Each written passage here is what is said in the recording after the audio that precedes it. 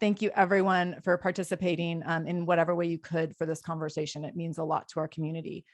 I'm going to introduce Dave and tell you a little bit about Dave and his background and what he's doing kind of in our community. And we're so lucky to have you here tonight, Dave. So Dave Watson is here to speak with us. In my screen, he's in the upper corner. I don't know where he is on everyone else's screen, but pretty soon, there he is.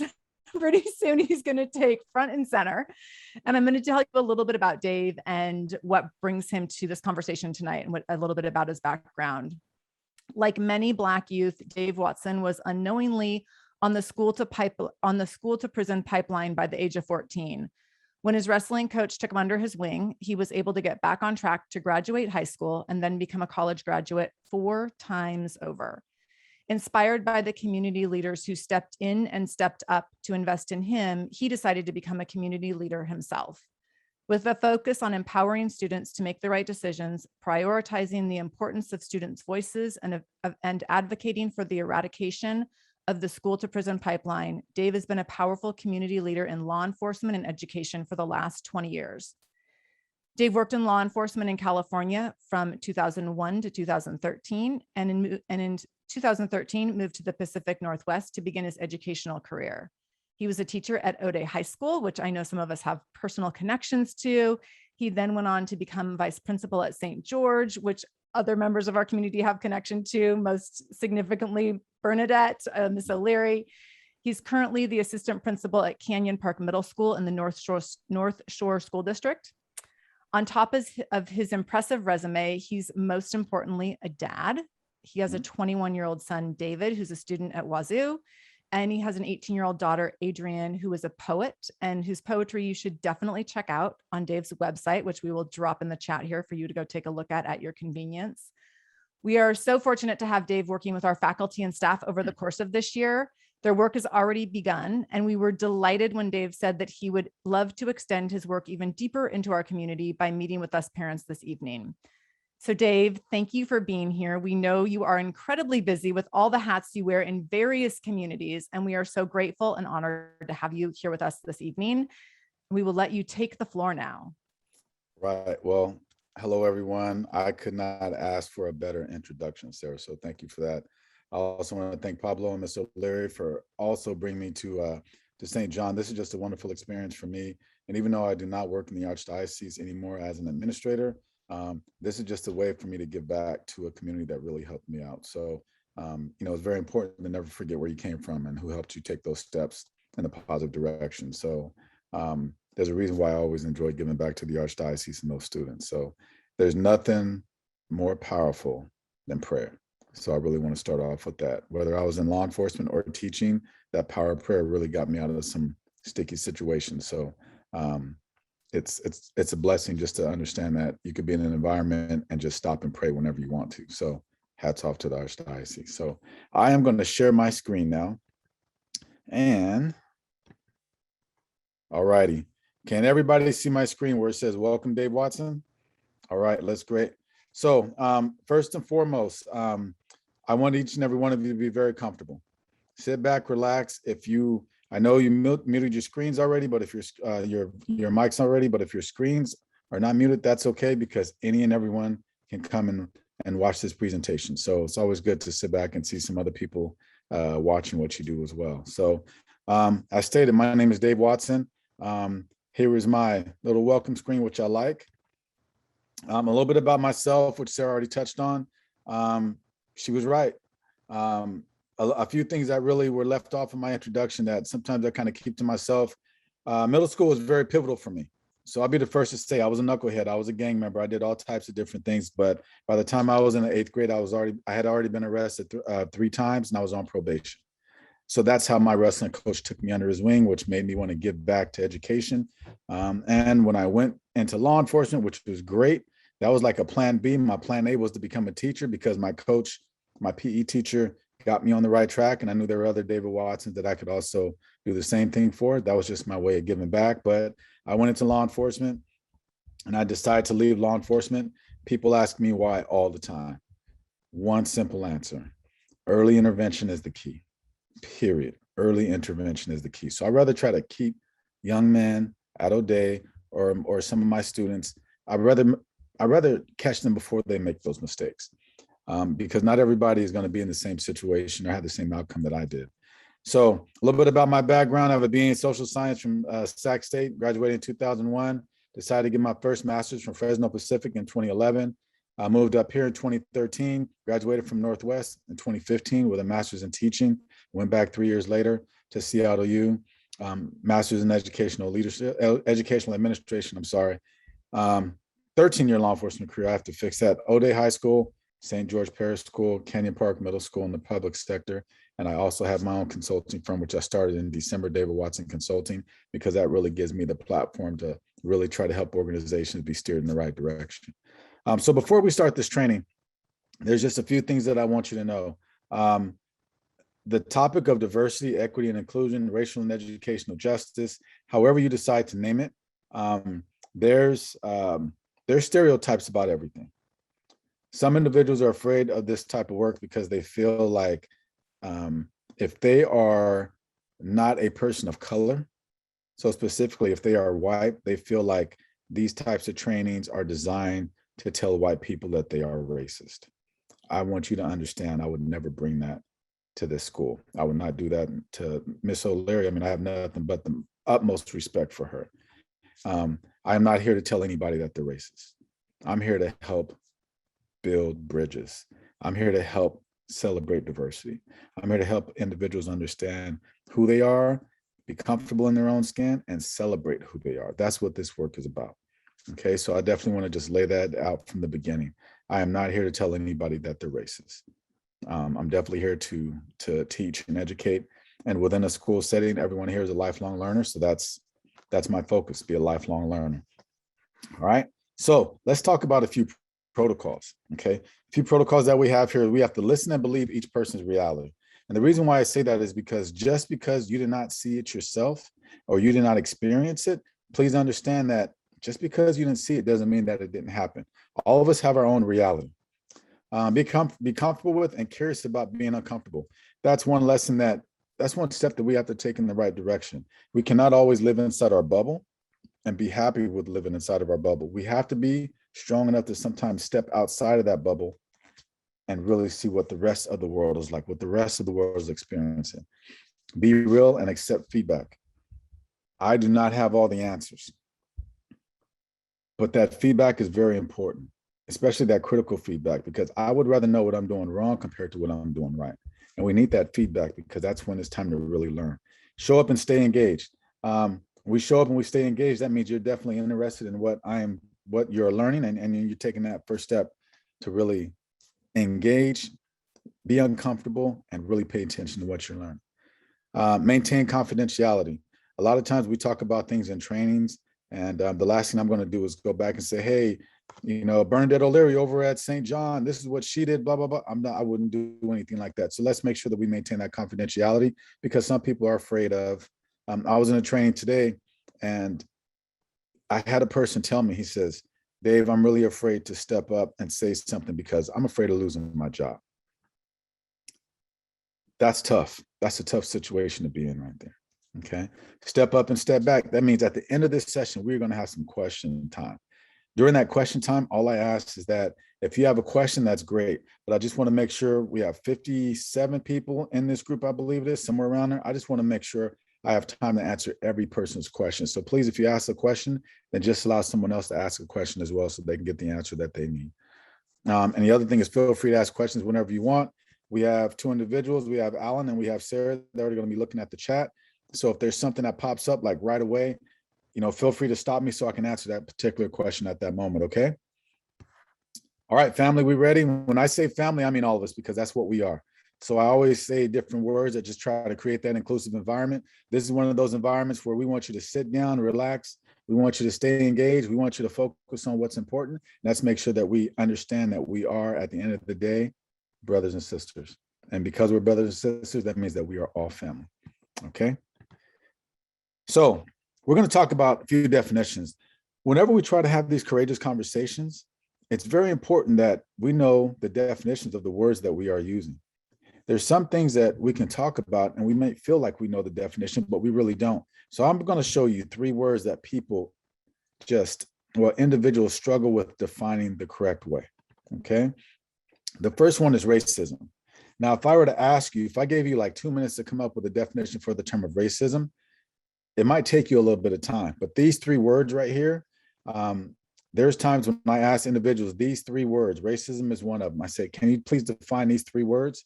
And out of a group of 40, I think I had 3 people that answered each one of them correct. So it's kind of like if you're looking at a car accident, 4 people looking at a car accident, they saw the same car accident, but they're going to give you 4 different stories. Trust me, I know this from my law enforcement career. It happened all the time. But if we're going to have this conversation about diversity, equity, and inclusion, then we definitely have to develop that common language so that we understand exactly what we're talking about. The other thing is when I talk about that common language, what I mean is this. Let's say I'm not an artist. I wish I was, but I don't know my colors that well. But I know for a fact that red and white makes pink.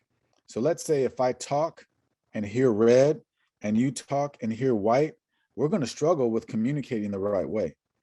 We're going to keep on struggling until both of us learn how to talk pink. Does everybody understand what I mean by that? Because we have to develop that common language and that style of communication that works for the both of us, not just me, not just for you, but for the both of us. So when we think about this word racism, this is the definition of racism: the belief that a racial difference produces an inherent superiority of a particular race. So that's a pretty long definition. What I really try to focus on is creating a definition that is short and concise because it's easy to remember. So if I give you that definition, what that means is this. Here's an example. Because of my race, I am superior to you.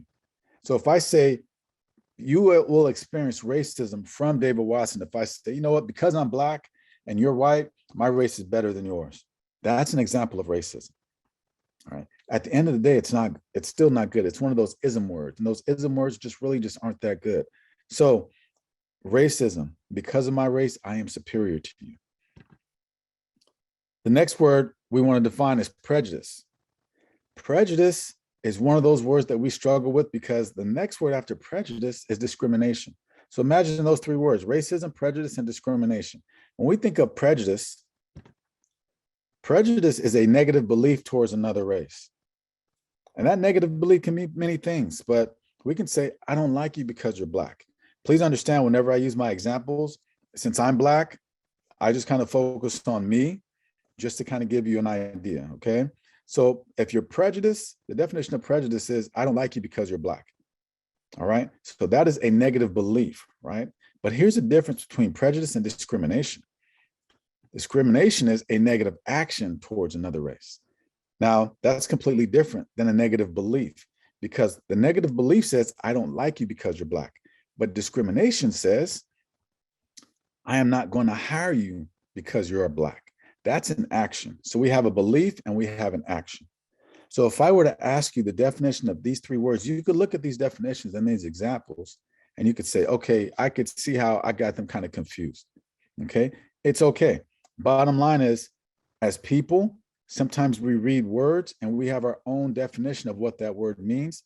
But just imagine having a conversation with someone about racism, prejudice, and discrimination and saying, you know what, this individual discriminated against me by telling me they didn't like me because I was Black.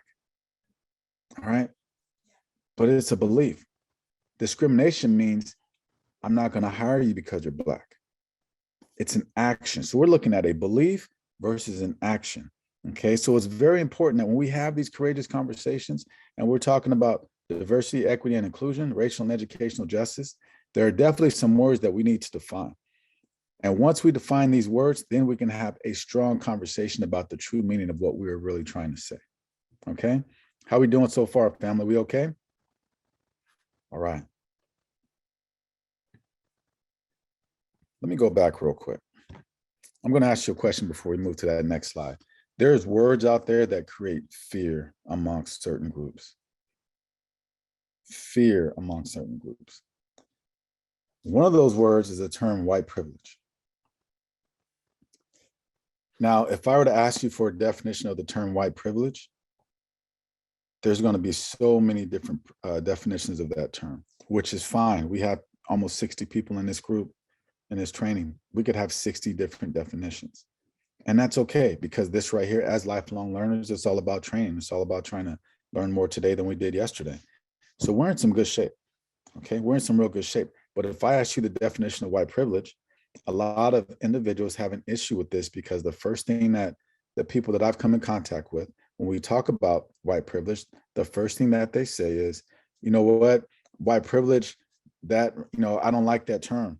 I don't like it because, you know what, Dave, I struggle to get where I'm at right now. I fought tooth and nail to get where I'm at right now. I wasn't born with a silver spoon in my mouth. I don't come from money, Dave. So why is this term created and pretty much labeled upon myself?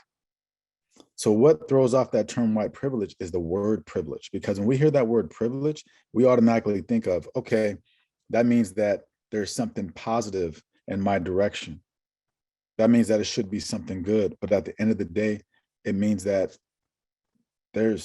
how did I get a step up when I fought just as much as another individual, but I'm still being labeled or being told that I have white privilege? It's because either the bottom line is we just don't understand the true definition of the term. So as we look at this next slide, here's a definition of white privilege. It says the fact of people with white skin having advantages in society that other people do not have. Now it says white privilege is not the suggestion that white people have never struggled. Many white people do not enjoy the privileges that come with relative affluence, such as food security. Many do not experience the privileges that come with access, such as nearby hospitals. The assumption that everything a white person has accomplished is unearned. Most white people who have reached a high level of success worked extremely hard to get there. So I want you to understand, family, that white privilege has nothing to do with finances. It has nothing to do with how much money you make, how much money you don't make, how big your house is, how small your house is, what kind of car you drive, what kind of car you don't drive. It has zero to do with that. White privilege simply means you have people with white skin having advantages in society that other people do not have. I want you to understand something. There is nothing wrong with who you are as a person. There's nothing wrong with who I am. Bottom line, God made me black. When he said, you know what, we're going to make some more black people, David Watson, you're going to be black. That's what happened. And you know what? I want you to understand something. I am happy to be who I am. I love who I am. I'm very comfortable in my own skin. Very comfortable in my own skin. Have I had some adversity? Absolutely. Have I worked through it? Absolutely. And it's made me a stronger person. But I'm going to be 100% honest with you. I would not want to be anything other than what God created me to be, because that's exactly who I'm supposed to be. And I tell you that because I want you to feel the exact same way. I don't want you to feel like, because there's this term called white privilege, that you should be ashamed of who you are as an individual. We all need to be more comfortable in our own skin. I love who I am. I want you to love who you are. I want everybody to love who they are, because that's exactly how God made us. And last time I checked, God doesn't make any mistakes. And if you think he did, hey, you are on your own on that one right there. That's well beyond me. But the bottom line is love yourself. Love yourself. Okay? All right, let's move on, family. Let's move on. There's a document that was put out by the Archbishop, and it was called Open Our Hearts. Did I say that right? Open wide our hearts. Open wide our hearts. And so this came out last year, and I remember I got a phone call from another colleague within the Archdiocese, and he says, Dave, we have this document. I want you to read it, and I want you to develop a lesson. No problem. So I read it, and I really want to focus on a couple of things and share that with you, which shows why this work is so important. Now, first and foremost, just so you know, the Archdiocese is the most diverse employer in the world. Not in Seattle, not in Washington, not in the United States, but the world. They are the most diverse employer in the world. Okay. So when this document came out, I just want to run a few things by you and let's talk about these. So page 7 of this document, it says the persistence of the evil of racism is why we are writing this letter now. So someone might ask, why this letter even coming out? It's because it's the persistence of the evil of racism. So racism is evil. This is why the Archbishop wrote this document. People are still being harmed and action is needed. We have this word empathy. Now, one person that I look forward to following all the time is Brene Brown. I don't know if many of you know who Brene Brown is. She's a wonderful leader. She's a wonderful leadership theorist. And one thing I realized when I took her course was that, number one, I have a master's degree in leadership and organizational studies. That's the best master's degree I have. I'll be 100% honest with you, because every organization needs good leadership. But every book that I read was written by and honestly, it was written by a white male. So I had a complete male perspective on leadership. Last year, went to a Brene Brown course. Loved her book. I'll show you a picture of the book at the end of this presentation. But one thing I realized is that I never really had that female voice, that female leadership perspective. That's even more powerful in my opinion, because one thing that Brene Brown focused on was the power of empathy. Now, sometimes we know what sympathy is, but we don't know what the definition of empathy is. And it's just kind of like I said, we have three words: racism, prejudice, and discrimination. Those three words, people get them confused. Sympathy and empathy, people get those words confused, probably even more. Empathy is this. Empathy is, I'm going to place my shoes, I'm going to place myself in the shoes of another individual. That's the only way I could really understand exactly how they feel or what they experience. So, for example, it's like me as a Black man placing myself in the shoes of a Black female, or a white male, or a white female. How can I understand what another culture, what another group completely understands? I can't understand that if I'm just staying in my space. I have to put myself in their shoes. So that's what that empathy component is. How am I truly going to understand what they are experiencing if I don't put themselves in my shoes? Look at our students. It's been a pretty long time since any of us were in the first grade. Very long time. But it's easy for us to tell a first grader what they need. But how many of us at times ask a first grader themselves what they need? Don't tell them what they need, but we need to ask them what they need. That's that empathy side, because we would need to put ourselves in their shoes to experience why they might be upset, why they might be crying, why they might think, I don't have any friends right now. We have to put ourselves in their shoes. So when we talk about making that conversion of the heart, and racism is evil, and people are still being harmed and action is needed, how do we put ourselves in their shoes? Conversation. We have to talk. Okay, that empathy is very big. If you really want to understand how a person of color feels, you have to be able to have a conversation with that person of color and experience that. Let them tell you, but you have to listen. Okay. We have my reality versus your reality. We could look at the word reality, R-E-A-L-I-T-Y, but there's 4 letters in there, that really stand out. And those 4 letters are real. And that's why I said earlier, my reality versus your reality. I'll give you a quick example of my reality.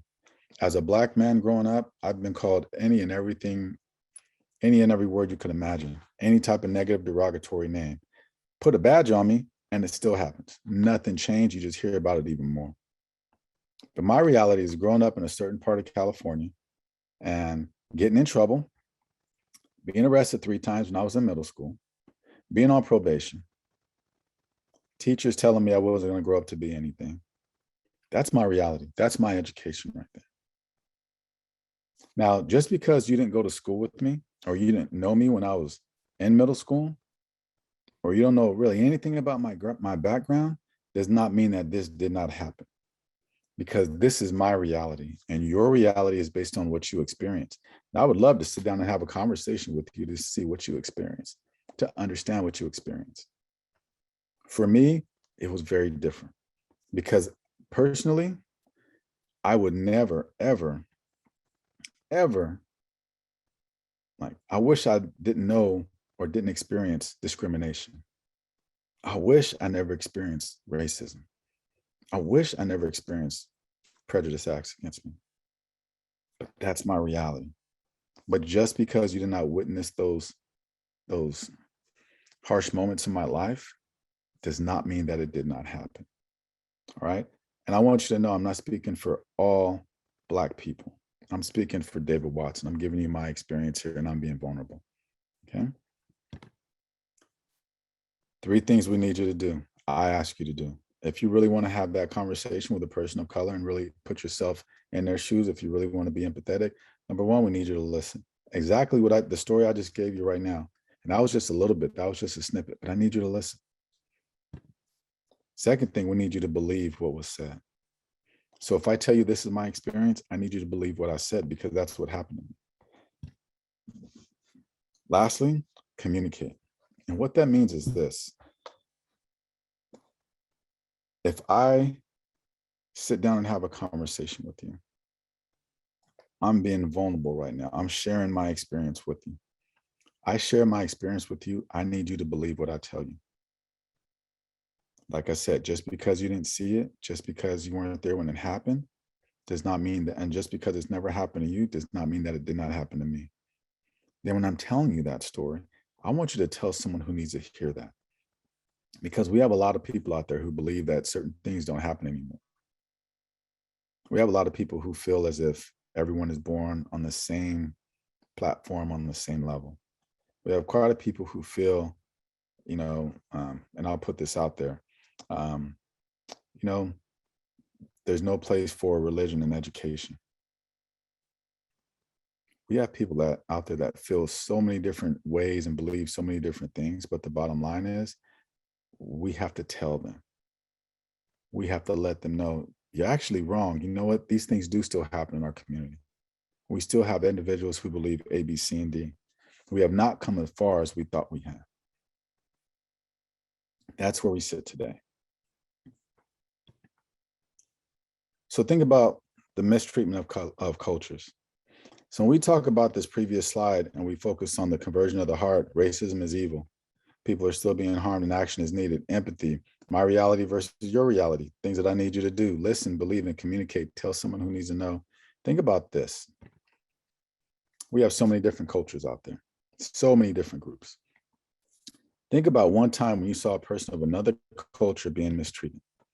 How did you react? How did you react? And at the same time, based on how you reacted, were you part of the problem or were you part of the solution? So what that means is if I see something that happens in my community, I see someone yelling racial slurs, homophobic slurs, anything. If I don't react, or if I don't say, you know what, that's not right. Or if someone says, hey, that's none of our business, let's leave that over there. Am I part of the problem or am I part of the solution? So we have a lot of problems and people can tell us about problems all day long, but I'd rather be part of the solution.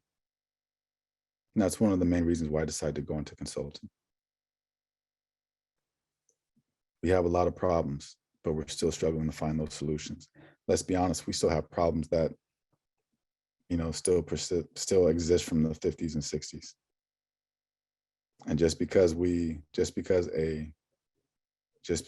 a Black man was elected president of the United States does not mean that we've come as far as we think we have.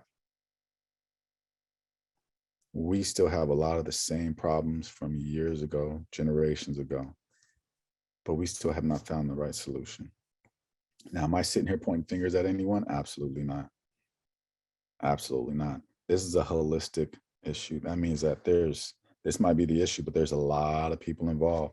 There's a lot of individuals involved. And you know what? There's also a lot of systems involved. So we still have a lot of work to do. But I urge you, I ask you, I challenge you, when you see another person of another culture being mistreated, how do you react? Do you want to be part of the problem or do you want to be part of the solution? Because right now you're thinking to yourself, you know what, I probably should have said something then. And I didn't, and I kept on going. But you know what though? I'm going to fix that this next time. That's great. That's great. That's fine. When we talk about another culture, we're not talking about just a Black versus white issue. We're talking about, last time I checked, everyone on this planet is God's child. Everyone, regardless of what their beliefs might be. Everyone is. And the bottom line is, we have to be the change that we seek. We have to model that experience. So I challenge you. Let's focus on being part of the solution and not the problem. Cure for racism. Page 20 says a transformation of the heart. This is big right here. We all have a heart. And what do we do with our heart? We love people. We love individuals. We love certain things. A lot of us have pets. We love pets. You know, we love family members. We love friends. Some of us have, I'm one of them. I have friends that are closer to me than some of my own blood relatives, my own family members are. And I count those friends as my blood relatives. We all have friends like that. But we have to have that transformation of the heart. Once we have that transformation of the heart, it impels us to act. So now we're not focused on being part of the problem. We're focused on being part of the solution. We have to act. Words are cheap. Actions speak louder than words. Okay, that's why that transformation of the heart impels us to act. We have to be open to new relationships, which means we have to step up and focus on looking at individuals who might look different than us, but at the same time, it's on us to act and make those new relationships.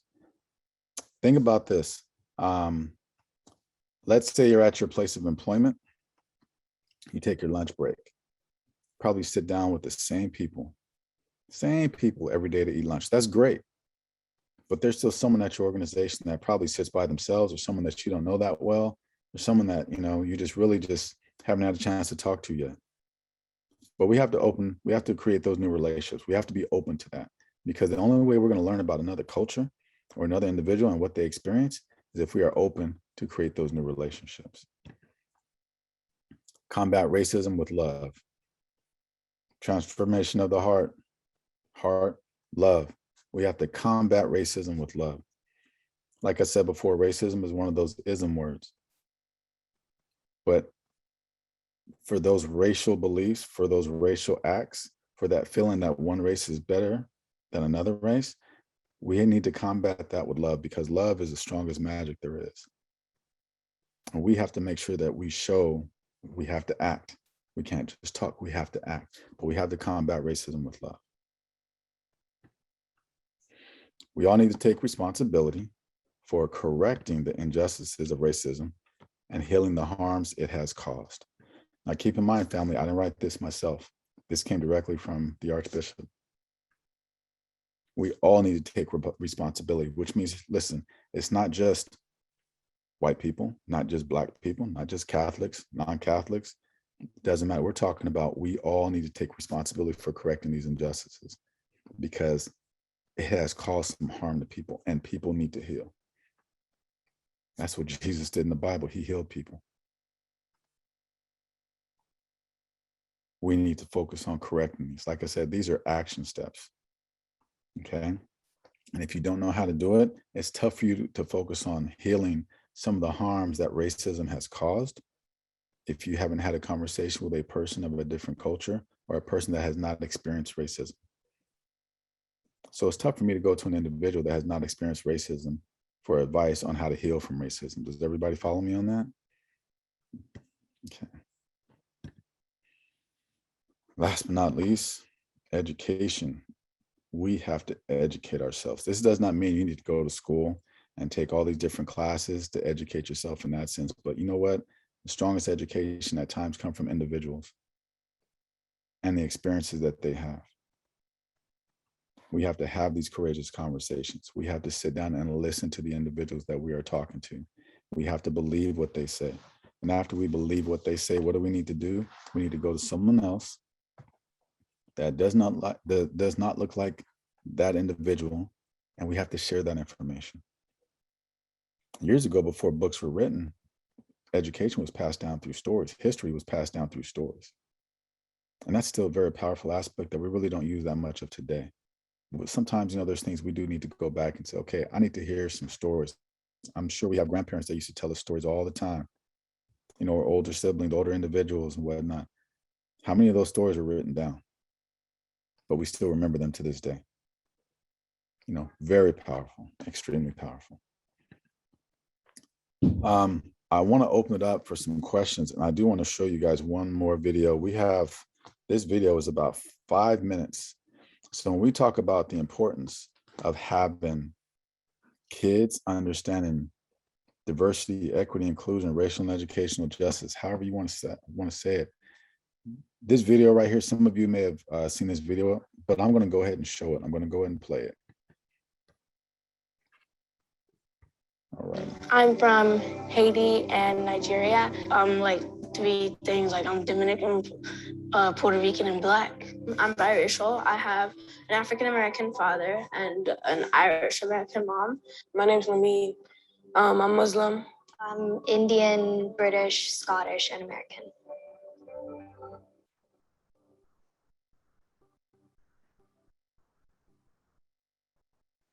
My parents are from Venezuela, and I was sharing like one of the foods that we eat, and then I got made fun of. They were like, "What is that? Ew. Oh, ew. What is that?" And like I cried because I felt like, oh, there's something wrong where I'm from. Like maybe like it's bad. Like I'm different. I am an African-American adopted girl, only child, and I live with my two dads. I remember when I was younger, I went with my family to a restaurant, and they made us pay in advance just in case we like didn't pay afterwards, and that was kind of upsetting. You start to notice that people are different, and you have comments. They might be racist or they might not be, but by the time you get older, you know that it is racist and you should stop. I feel a little scared about if I, just walk down the street, cops might just think I'm doing something bad. And then if I try to explain to them, they won't listen and then just start beating me up and doing terrible things to me. I think there's like this anxiety that kind of comes with being biracial, like that kind of eats away at you. Like almost like you have to prove yourself like that you're one or the other. Like, for example, like I hear the phrase, "You're not Black," all the time. People sometimes think that I'm supposed to like talk ghetto or like whatever that is. Oh, she's uneducated because she's African American. Because I'm Hispanic or Latino, I can't have like a lot of money. Just this weekend, I went with my friend to Urban Outfitters and we were shopping, and I really wanted to try on this dress. And then this lady that was just like there, she was kind of like watching me, and I'm just like, I'm not gonna steal it or anything. I think white privilege is the idea that in your everyday life you're getting treated differently and sometimes with more respect, or people just trust you more, or they have certain expectations of you, like you might be smarter or you might be wealthier. Because you're white, it makes me feel guilty sometimes, even though it's not my fault. Like I feel guilty for having a privilege that like I don't deserve. If I was ever like the mayor or something that controls the policeman, I would want to go out and look in the neighborhoods where there are people that's very friendly, so you can pick them instead of like these guys that's just doing all this training. It's better to pick people that's more minded with the community than to just pick some new guy and get on the street. Like it's just not gonna work out. We have like these kids from they're Ecuadorian and they get made fun of because they look Mexican. And they get told on a daily basis, "Oh, you like tacos? Oh, you like churros? How come I saw your mom on the corner selling ices?" Like it's like I feel bad for them personally because I'm like, wow, like they're not, and like even though they tell them I'm not Mexican, I'm Ecuadorian, they still get teased.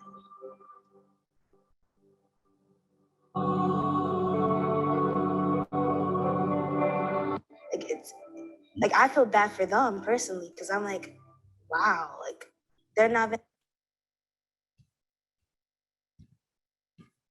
So I had a little bit of a, I pressed the wrong button a little bit, but we watched the entire video though. So I still struggle with technology, but looking at that video, one thing I tell you is this, there were quite a few different perspectives. These were kids, 12 years old. And these kids gave better definitions of racism, of white privilege, and explained some of their experiences better than adults can. And the reason why this is important is because kids are ready to have this conversation.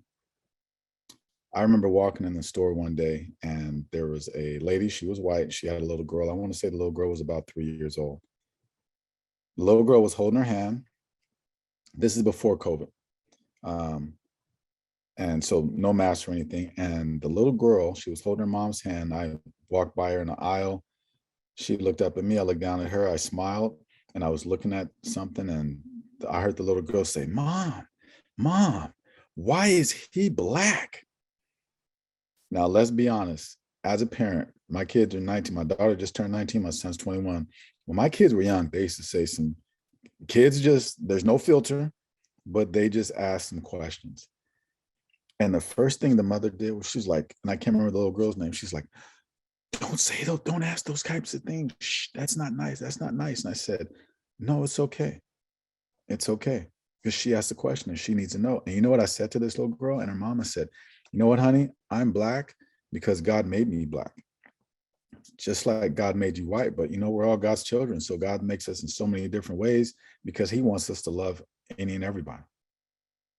The mother approached me after that, and the mother was like, "Thank you so much for explaining that to her, because I just wouldn't have known what to do." And I told her, I was like, as kids,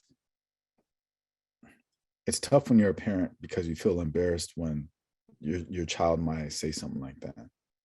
But think about it this way. How many of us were kids and we asked those types of questions? Especially in my generation, my parents were like, shut up, don't embarrass me. That's what my parents would say. But think about how many kids had those questions as kids and they were never answered. And those same kids grow up to be adults and they still don't have those answers. But we just saw a video with kids that are 12 years old and they sound more mature than quite a few of us. Kids are ready to have this conversation. The power of student voice. I was going to show this one to you, but I definitely want to allow some time for questions. And what this really focused on is you had a Black student. They were in England, I believe it was. Everyone had an accent. And the struggle is this. The Black student says, "Hey, I'm tired of not, Black History Month. This is the only month that I'm hearing about Black people. And what I'm learning is not even true. It's not even correct." The important part about this is the teacher is Black as well.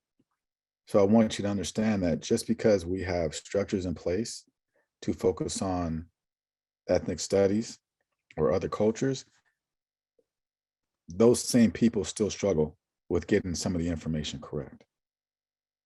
So just because I'm a Black man and I know a little bit, I know something about Black history, doesn't mean that I know everything. But there's still some inconsistency that we still need to focus on, okay?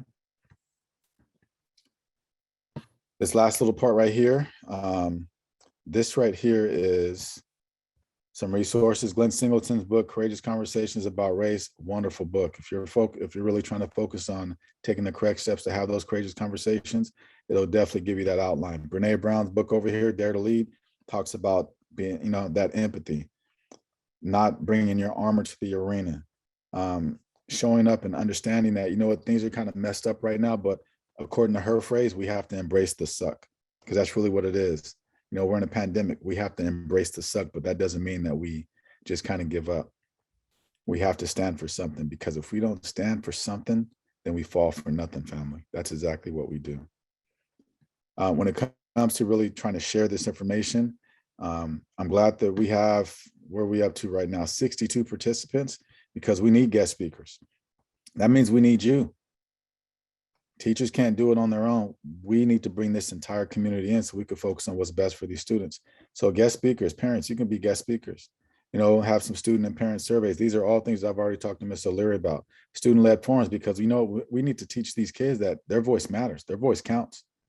And we need to help them advocate for themselves. Parent info nights, which is what we're doing right now. So thank you for participating. Spoken word and poetry. I love poetry. I love poetry. Maybe if we have another parent night later on in the year, then I'll read you a poem that I read to the staff at St. John the other day. And then Courageous Conversations, the book by Glenn Singleton. Listen, we have to start somewhere.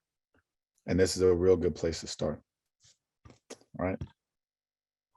This is my contact information. My website is there, as well as my email address, and then my business line as well. I want to share that information with you. And I know we're going to be taking some questions, but I really want to look at everything from a holistic perspective. There might be some of us who don't feel comfortable asking questions in the group or placing those questions in the chat. That's why I left my email address there. And I want you to understand something. There's nothing that you can say that will offend me. This is a focus, a time in our life where we are really focusing on growing, creating community, and understanding what we need to do to make this world better and safer for our kids. My generation did not get it right. We didn't do all the right things we should have done. But you know what, though? The hope is that the future generations would. And we want to make sure these kids have everything that they need to succeed, as well as a mind that helps them understand the importance of celebrating diversity and finding comfort in their own skin. So if you feel you need to email me, that's great. You want to talk to Miss O'Leary, that's great. Send something to any one of us. I mean, that's wonderful. But also want to make sure you have my information. And you know what, family? Let's open it up for some questions. I'm going to stop sharing my screen so we could actually see each other.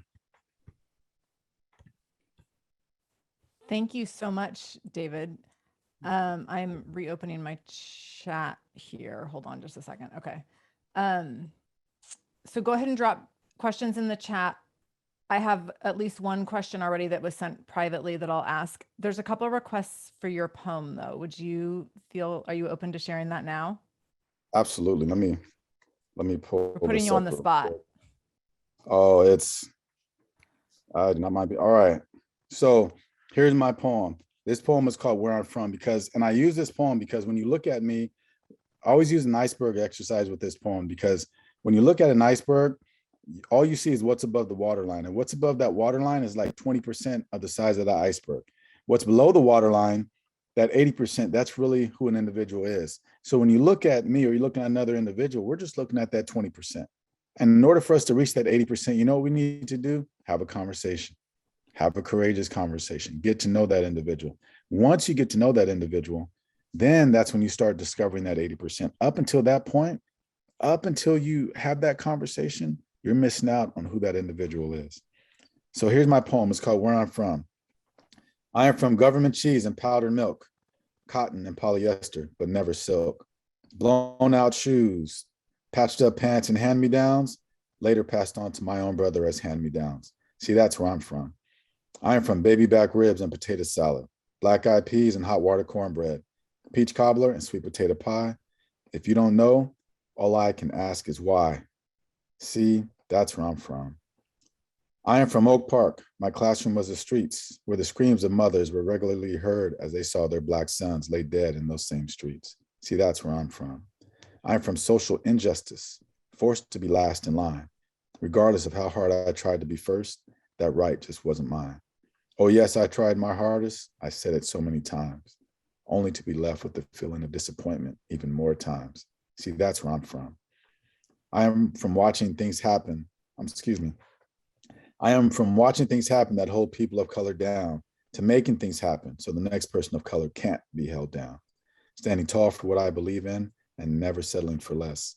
Always searching for the cure to put an end to this ugly mess. See, that's where I'm from. I am from motivational phrases such as, be the change you seek, we shall overcome, wade in the water, a change is gonna come. See, that's where I'm from. I am from being perceived as guilty until proven innocent. All men are not created equal. Love your brother regardless of race. But will my brother love me because of my race? See, that's where I'm from. I'm an American citizen, but I've never felt like one. Regardless of my status, education, or position, I have often felt like public enemy number one. See, that's where I'm from. I want to be equally heard and understood, not racially profiled, which is never good. This time will come, I do believe. Till then, I'll be patiently waiting for the day we all can breathe. See, that's where I'm from. So when you look at me, that's 20%. But now you just got to see a little bit of that 80%. That's what we really need to do with each other. We really need to understand that there's a lot more to an individual than what you see on the outside. You may want to read a book. Do we judge a book by its cover? We can't. If you really want to know what that book is about, you have to read the pages. You have to. So that's my poem. Thank you so much. That was incredible. Anytime. We have a question from Rebecca in the chat. She says, how do I explain racist terms to my kids when they ask? It's difficult. It's very difficult. It's difficult raising kids. It's difficult having those questions and not really feeling comfortable to even answer that question. I would definitely say you have to take it one day at a time. It definitely depends on what question they ask and how they answer it.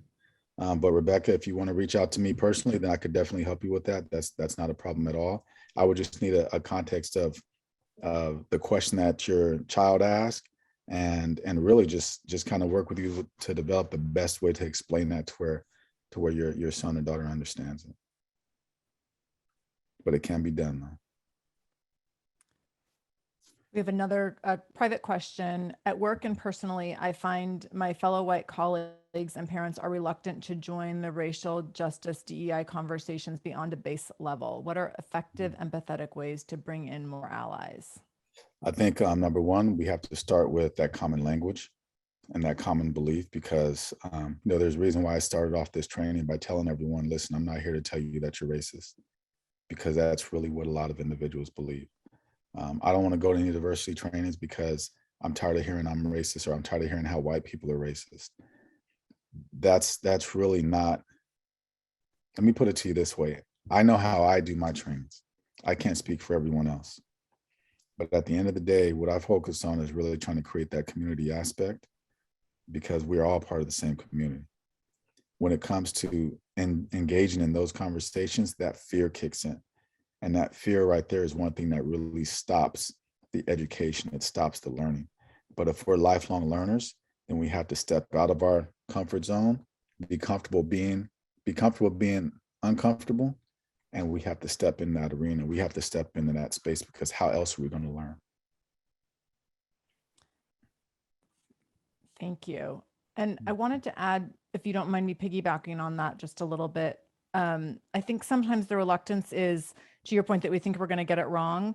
And also, I think that the reluctance sometimes is for, and I'll speak for myself as a white person who has conversations on race pretty regularly, I would never want to overstep my boundaries and speak in a place where a person of color or Black person could speak more appropriately to something.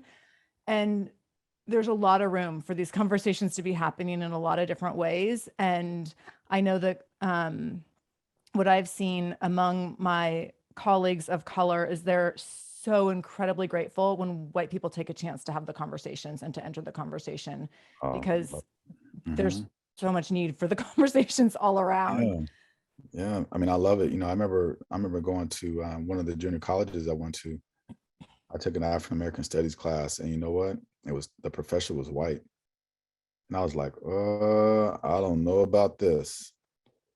I learned so much from him. So much. So that perception is, it's like I said, taking that first step. Taking that first step is important, because as a person of color, if there's a person that feels comfortable after I gave a training, or if they say, hey, Dave, I want to ask you about something. I just want to know what is, you want to hear the one question that people want to ask, one question that white people want to ask me, but they're afraid to ask me. I'm going to share it with you. And I'm going to, I'll abbreviate it. Anyways, they say, Dave, I want to start with this. Okay.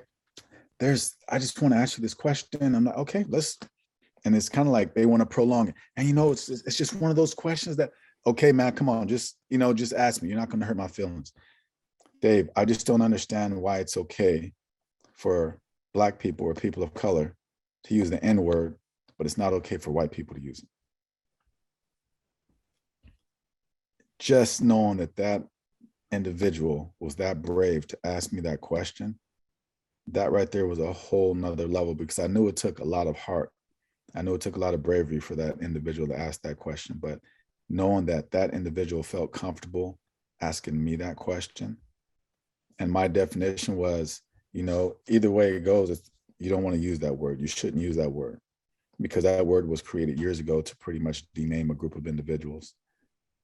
But to answer that question, you have the N word that ends in an ER and the N word that ends in an A.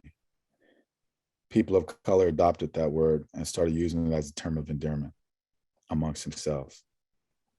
So there's a big difference. That A and that ER is a big difference. Doesn't mean that is right. No. I'm very transparent with my trainees. Have I used that word? Yes. Are there people that are probably in this training right now that use that word? Yes. Is it a nice word? No. There's all kinds of other words that people can think of. But it's something that that word was pretty much coined for a certain culture, a certain race, and it's evolved over the years into a term of endearment. But I'm going to be 100% honest with you. When I first started working in law enforcement, I started off working in the prison system in California. And I remember walking on a yard and I saw Asians using that word. I saw Mexican inmates using that word. It was used all over the place. But it's still a negative word in the context of, to me, like oppression for a certain group of individuals. Some people struggle with that. Struggle with it. It is what it is. But the bottom line is, when someone takes that step to ask you some questions, especially some tough questions that you know that they've been struggling with as a person of color, I'm like, let's sit down and talk about this. Now we're getting somewhere. Now I know you're ready to really have these conversations about these tough topics. Mm-hmm. Thank you. I know that we're at time, Dave, and I want to respect your time. Sure. Are you okay if we take 2 more questions? Or let's keep going. I know it's a school night for you, for everyone else. All right. So we have a question that I've actually heard in conversation among parents over the last couple of years. So I'm glad this one dropped in privately. Our school becomes a little more diverse every year. I love our faculty, but how can our administration attract more diverse faculty candidates? That's always tough. I'm going to be honest with you. I was reading a statistic about 2 or 3 months ago. The percentage of Black male teachers throughout the entire United States, 2%. Black males make up 2% of the teaching force across the entire United States. My solution to that is you have quite a few people of color that are either very smart. They just can't afford the education. Personally, I took out loans because I could not afford the education. I have a BA and 3 master's degrees, and I took out loans. And like I said, I'll be transparent because I'm being vulnerable and I'm just being honest. I owe $100,000. $100,000.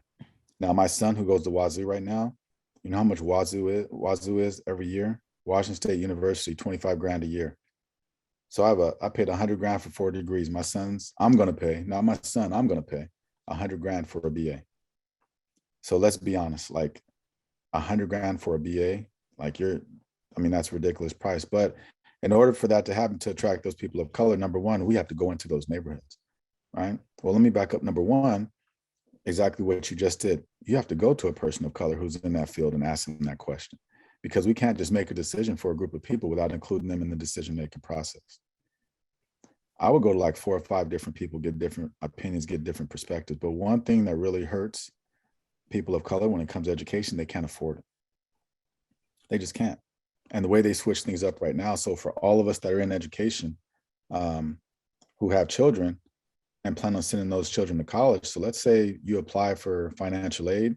It's completely different now. The way it works right now is when your students apply for financial aid, and if there's a student loan involved, that loan does not go to the student. That loan goes to the parent. So they're doing things completely different now. So we have to, number one, go into those communities. We have to reach those people. We have to ask those people questions. How many times do we see recruiters at colleges trying to recruit individuals of color to go into education? And trust me, I have 4 degrees. I've never seen it. Never. So if we're really going to look at that issue and really try to find that, we have to go out and find those people. We can't expect them to come to us. We have to go out and find those people and seek them out. Thank you. Last question here. What are resources you recommend schools and classrooms use to support teachers and kids about race? And similarly, do you have favorites for parents working with kids to better understand racism? Do you have favorite resources that you can recommend around talking to kids in the classroom? I have quite a few. And what I'll do is I can email those to Miss O'Leary as well. That would be great.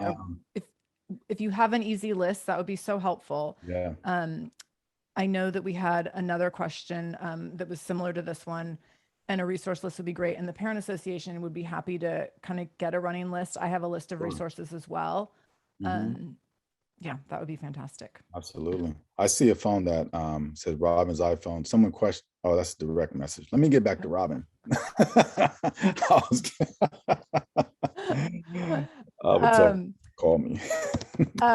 And I will give my favorite resource for talking to kids about race and culture is a podcast called First Name Basis. And I have learned so many things. And I've also told all of my children's teachers about this podcast.